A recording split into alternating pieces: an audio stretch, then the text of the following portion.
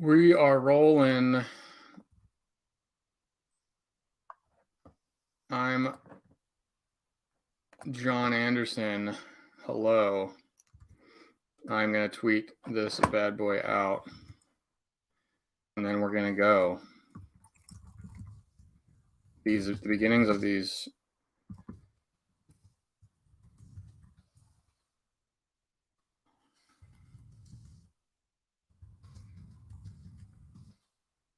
Okay. The beginnings of these streams are always super awkward, right?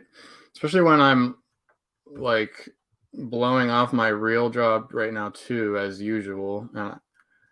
I should like wear a suit for these or something. It's just amazing when you go out to like Target or something, just like the sweatpants and the absolute like crap dress up. People just like dress as if they're rolling out of bed and they just do that the whole day, which I guess is fine. I mean, you're not supposed to tell people what to do, but I wouldn't mind going back to like the 40s when if you were leaving the house, you should like wear a suit or something. Anyway, that's not really the point. So anyway, yeah, there's like this big problem at work and it's over here on this screen and they're like telling me to do stuff, but I already started this. So that's going to have to wait, I guess. And hopefully my boss doesn't watch any of this stuff to know that I'm just like pushing things back. But he's in Italy, so I think we're okay. I don't think he's much of a baseball fan. So, but anyway, let's do this thing. Let's do the giveaway. I think if anybody's watching, they're just going to watch for that to see if they won the bidet. And then they'll probably hang up. But I did promise everybody of my subscribers that I would go through and talk about how I made the projection system. So I'll do that after. And we'll do that. I don't know if anybody really cares, but a few people asked for it, so at least a couple people will. So we'll do that. Let's share the screen.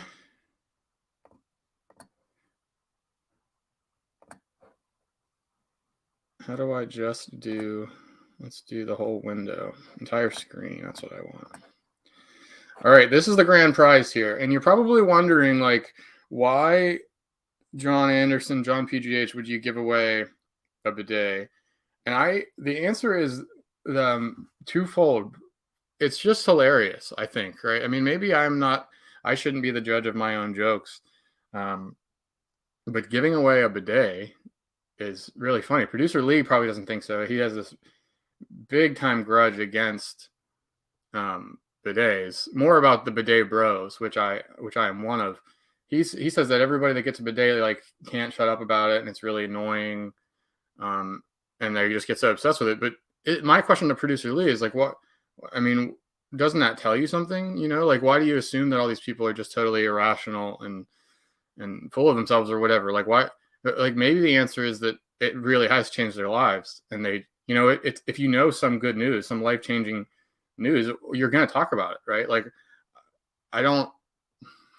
that's why I don't understand why people get mad at religious people for talking about their religion. But like, if these people think that they have like the answer to the afterlife, and this isn't going to go where you think it is, don't worry. If I think that I know how to like go to heaven instead of hell, right? Which I'm not pressing that right now. I'm happy to press that. Anyway, you're going to tell people, right? Like if you think you have this secret thing that will help other people, you're probably going to tell it because you're probably going to be excited about it. And that's how I feel with the bidet, man. Like, I don't know how your guys' like bathroom situations go, but I use a lot of toilet paper to clean myself up. And I got one of these things on the advice of my old coworker, Lewis. Shout out Lou Venus. He got one and he's like, dude, you got to get one of these. It changed everything. And he was right. I mean, it's a little bit of a pain to install, but after that, it's just like, I can't go number 2 anywhere else now. And so it gets a little bit annoying when I like travel or go to other people's houses. I try to like not talk about it, but I'm like, man, it's rough going to the bathroom without this bidet because I have to like use all this toilet paper and stuff. And maybe it's a digestion problem with myself where you shouldn't really be having these like 17 wipe trips to the bathroom. But this thing, and it pays for itself, right? Because I've had it for 4 years or something. No doubt it's $36, $40. No doubt I've saved that much money on toilet paper If not yet, I will eventually, because you don't. It's like a one courtesy wipe thing every time. It just cleans you up. Those are the two reasons that I'm giving this away. One, because I think it's funny. Two, because I think the person who wins it, if they go through with it and install it and start using it, I think you'll see my point. Some disclaimer is that it is a little bit of a pain to install. You have to get into the water, you tap into the water supply of your toilet. I mean, it's not that bad, but I had this problem where I got real confused with righty tighty, lefty loosey, because I'm like, you're like laying down and doing it upside down, or you're like reaching over, and then I get all disoriented. That's neither here nor there, as they say. So I will give one of these away now. I feel like I need to give back to the subscribers. I have 128 of them now. That's a big reveal here too. You're going to see that in the script. So I'm going to give away some stuff this year. And yes, Dark Sheep with the comment. Somebody's watching one of these for once. That's great. The third reason, because it's the perfect connection to the ASS system, the aggregated scoring system, which, right, like I can't believe that people think I named my system the aggregated scoring system just for the acronym. I mean, who do you think I am, right? Like, you think I'm that like low level comedy guy? I'm 32 years old with 3 kids. I wouldn't make those jokes, but I also got told correctly by someone else on Twitter, like, hey, you probably shouldn't call it ass. You probably shouldn't call your projections ass if you want to like do anything with them, because you can't market. Like, Fangraphs isn't really going to buy my projections and put ass on the bottom of every player's name. I mean, that's probably not going to happen. But some jokes are worth the money. Some things I think are so funny that it's worth giving up some money, or even some self-respect from some people. Some bigger names in the industry have definitely criticized my name choice, but sometimes you have to go with what you believe in. So we're going to give this away. I'm going to pick 3 names, I think, because it's quite possible that the person that wins this is like, yeah, no way, dude. Like, F off, go away. This is weird. Leave me alone. I'm just trying to like play some fantasy baseball. So I'll pick 3 people. And if I get a refusal or a no reply from the first person, I'll go to the second, and so forth and so on. And if all 3 people don't reply, maybe I'll just send it directly to producer Lee's house. We'll call it. He could win, and producer Lee is a subscriber. So let's see. Here's how we're going to do it. This is a Python. This is where I live. This is the MLB season projections Python notebook. I'm going to show this later, so I figured I would just run this here. I've exported my Substack subscribers, the paid ones, to a CSV file. We're going to load it. We're going to isolate the list of the email addresses. We're going to show how many subscribers we have, so everybody knows what their relative odds are of doing that. And so you can see it's 128 there. I tested this, but I just added in the choice. It's going to make the choice here with the random function. Choose one of the 128 email addresses. We're going to count down. We're going to count up to 10. I could have made it a countdown, but whatever. We're going to count up to 10, one count per second, and then we're going to reveal the winner. So everybody, for your math perspective, you all have a 7.8% chance to win, assuming you were a paid subscriber as of 20 minutes ago when I exported this. So let's do it. Winner number 1. It's running now. Here it comes, the big reveal. The winner, CF Olson at yahoo.com. Congratulations. I don't know who you are just by your email address. So let's throw in, put this here, and then let's go ahead and run the 2 backup winners. We'll reduce this countdown to 3.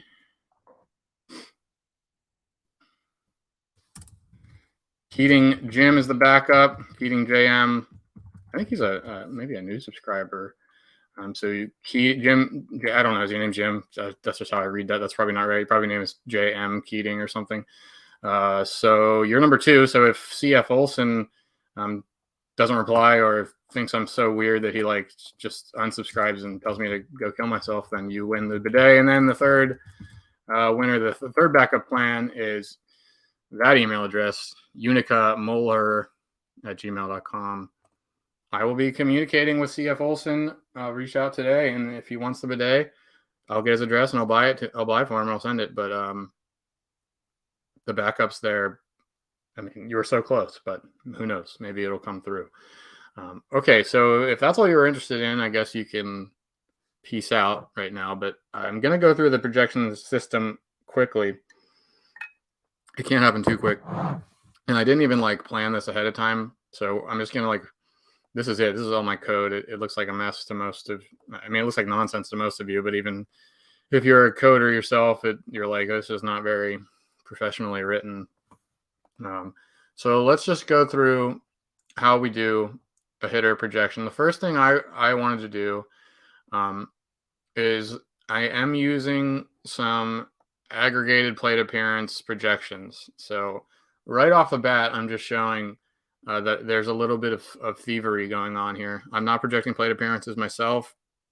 No idea how you do that. It's probable that these projections also don't do it themselves and they just kind of take from other people. I'm not accusing anybody, but I don't know. Again, I'm not really trying to sell these, although I am. So I don't know. Maybe I'm in legal trouble here, but I start with a plate appearance projection using other people's input. If that's a problem later on, I will find a way to make my own plate appearance projections. This is the problem with doing this live and not planning all this out, that I'm showing the code and I'm getting caught. But that's really I promise, that is the only non-original thing. That's the only other data I took. So the first thing we want to do, as you can see the header here, we want to generate base skill data. So I want to strip every hitter away from all the context stuff, the lineups, the teams, the ballpark stuff. You want to get rid of all that. You want to just know, I want to say, okay, what's Aaron Judge's barrel rate? How often should we expect him to strike out, to walk? All these skill things that don't involve other people or other environmental factors. So I do that. You run through each hitter. I'm using a projected lineup spot they're in and their team and stuff, and all that comes into play later. But basically, the high level is we get every hitter's skills by themselves, cut off the context of everything else, and just get these base skill data. I'm not going to go through all of them, but we'll just take the projected strikeout rate for one example. Let's go ahead and what's Aaron Judge's? We'll use Aaron Judge for kicks. We're using a Savant ID number. So this, it says, okay, we're projecting Aaron Judge right now. We want to know what his strikeout rate is, devoid of context. And it runs his ID through this function. It does some stuff. So in his case, we have enough plate appearances in the majors to use. I will not get into the thresholds and stuff. But in his case, we had 631 plate appearances in 2021, 677 in 2022. So I want to use both of those seasons. In this case, when I have a bunch in both year, I do want to weigh 2022 a little bit more. So I did that. I used 2022 a little bit more seriously, but I still did include 2021. If you have a bunch of data, you want to use it.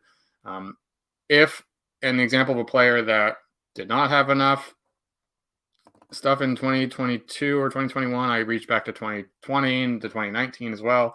If there's nothing, like for a new guy like Corbin Carroll, it's his ID.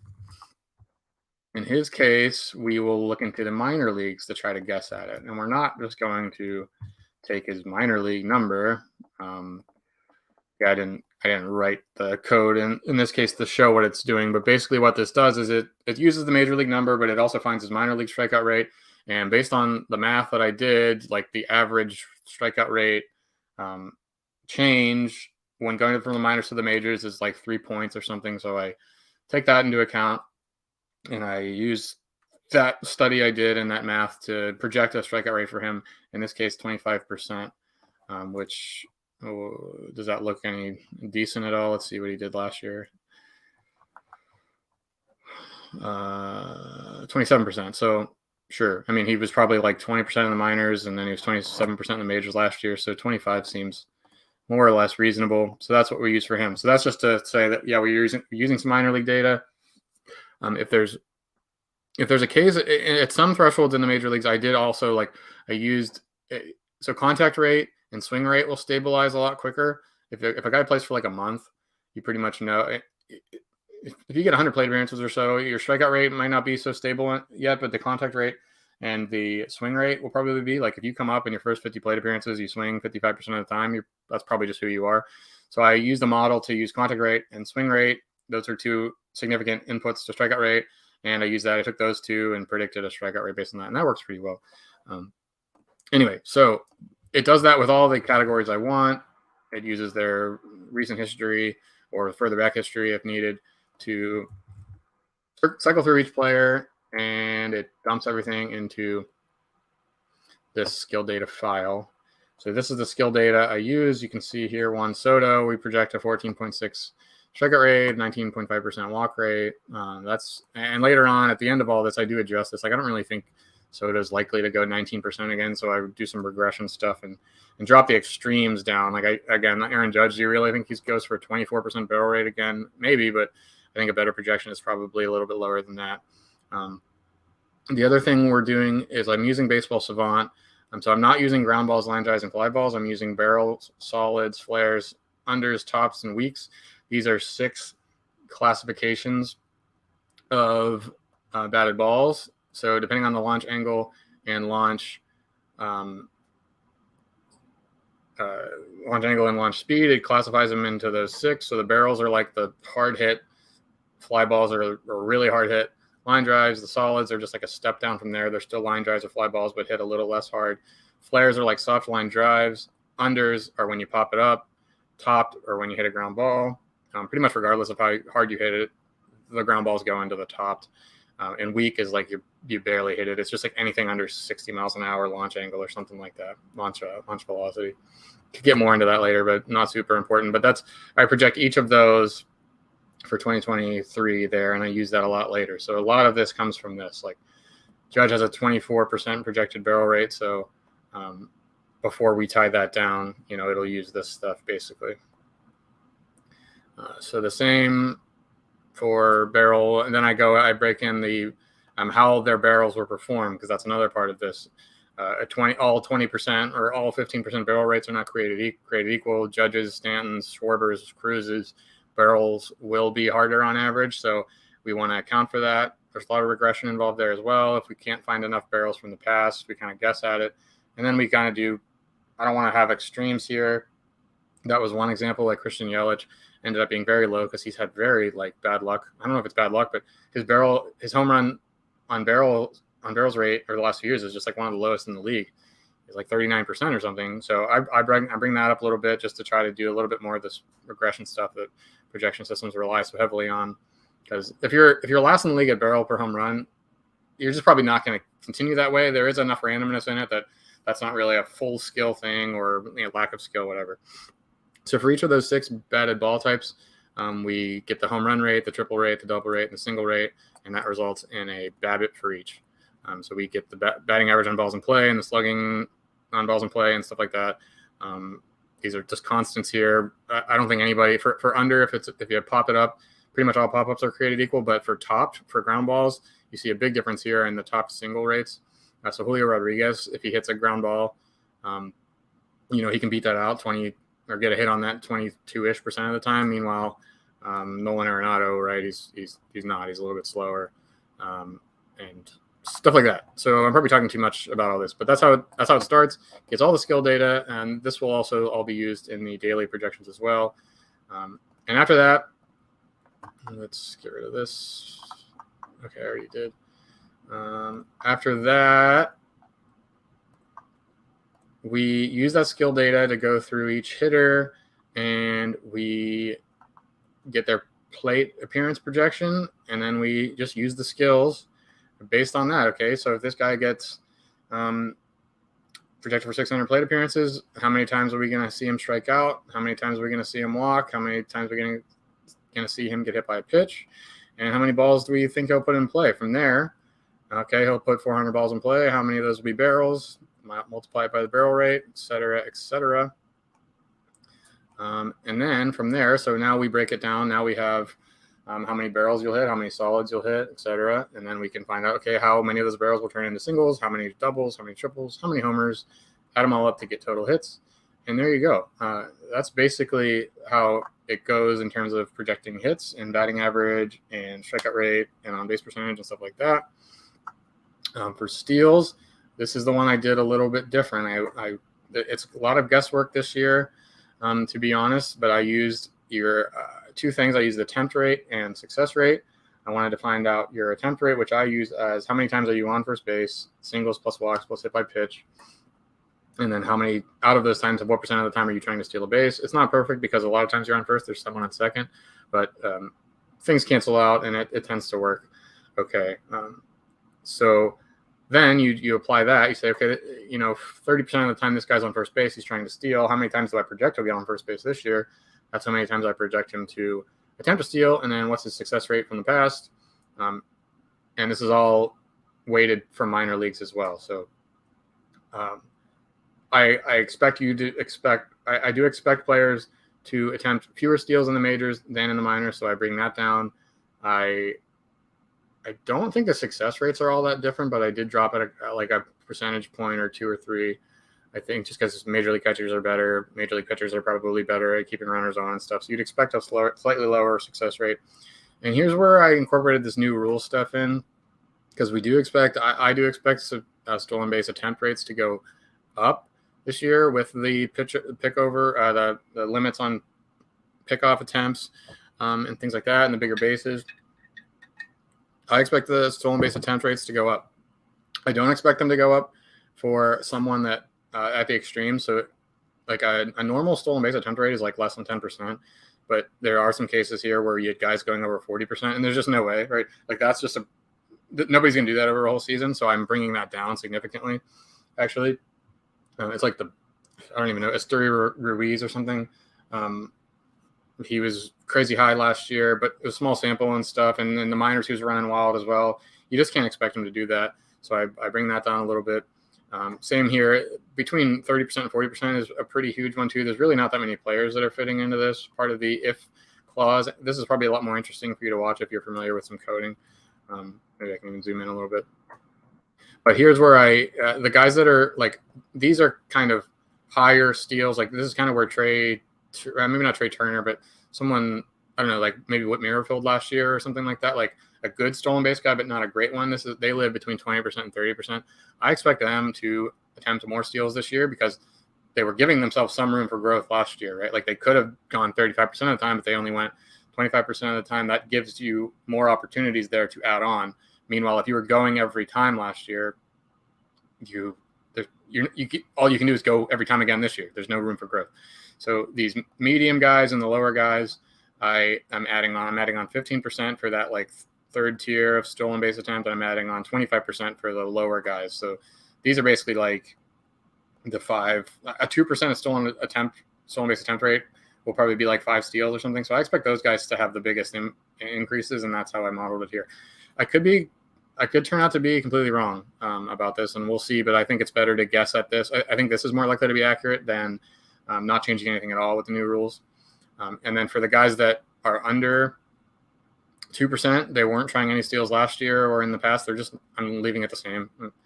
If you only try to stolen base 1% of the time last year, I don't think you're suddenly going to be trying it 3-4% of the time. I think you just don't want to steal. So I'm leaving it alone. Anyway, so then it uses that new attempt rate and the success rate to project how many steals you'll get. Projecting runs and RBIs now, I use a base figure. So league wide, you basically, for every total base you get, meaning a home run is 4 total bases, a triple is 3, etc., that will turn into 2.48 runs. Or what is it? That's a plus. So yeah, I did an Excel regression to figure this out. You get the total base projections and you add this onto it. And that basically gives you a general idea of how many runs a guy will score. That's only using a total base, so this is not considering lineup stuff or ballpark or anything yet, but that comes into play here. If you're the leadoff hitter, your runs are going to get boosted like 13%. If you're the 4 hitter, your runs are going to be taken away by 7% or something like that. RBI works the same way. If you're in the 4 hole projected, I'm giving you a boost in your base expected RBI, et cetera, et cetera. I think this makes enough sense to kind of stop talking about it now. And then there's team boosts as well. We expect a total base to score more runs for the Astros this year than for the Athletics, so that is factored in. So everything I could think of, I put in here, and that is how you get your final projections. For pitchers, it works basically the same way. There's a base skill. I'm going to try to wrap this up here. It's kind of the same thing we just went through, but this time for pitchers. here's the skill stuff we're projecting for pitchers. We're getting your context neutral strikeout rate, walk rate, ground ball rate, fly ball rate, line drive rate, hit by pitch.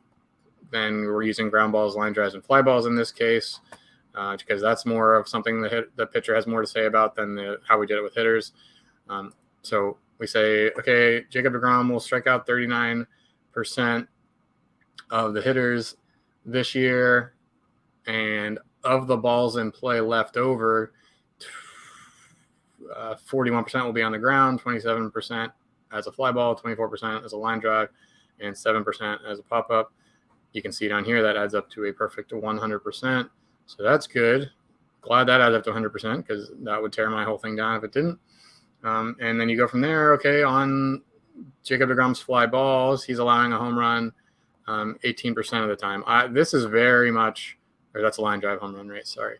Fly ball home run rate, these are all very close. I am not expecting this to be a skill.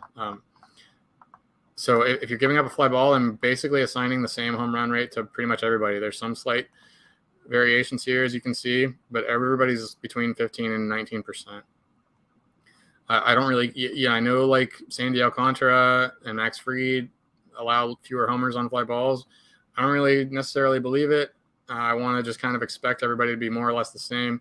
That said, this is the base. This is just the skill data. So you might be thinking, well, what about the ballpark? That comes in later.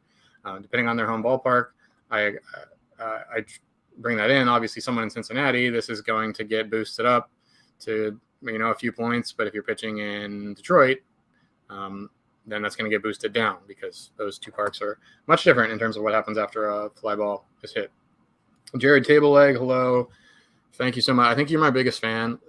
I really appreciate the Table Leg for constantly just like you make what I do worth it. You make it worth me blowing off my job over here with people still messaging me.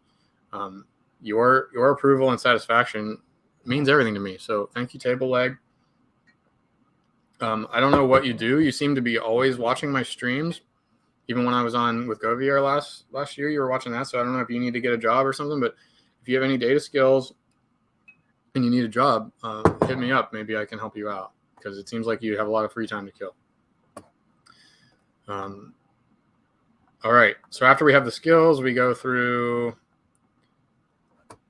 run through it. Again, we get an innings projection from there, and then we're using the past to see, okay, your innings is going to equate to so many starts, and those starts you're going to win this percent of the time and get a quality start this percent of the time, and a lot of stuff in there. We go through, we use the skills to apply to the innings pitched projection this year, and then we do a bunch of stuff with ballpark and other adjustments there, and that results to us in a final pitching projections, and that's how it goes. So that's it. If you have any, stop sharing screen here. If you have any further questions or want more details, I doubt anybody does. And some things I got to keep secret, I guess. I hope nobody was typing all the code that I showed there and stealing my stuff, but that's it. Congrats to the winner of the bidet. You'll be getting an email right after this. Those are the projections. If you want the projections, you sign up to the Substack at jona.substack.com, jona.substack.com. You get a bunch of stuff. Just check the About page there to see what I give to you for $7 a month. Thanks, everybody. Cheers.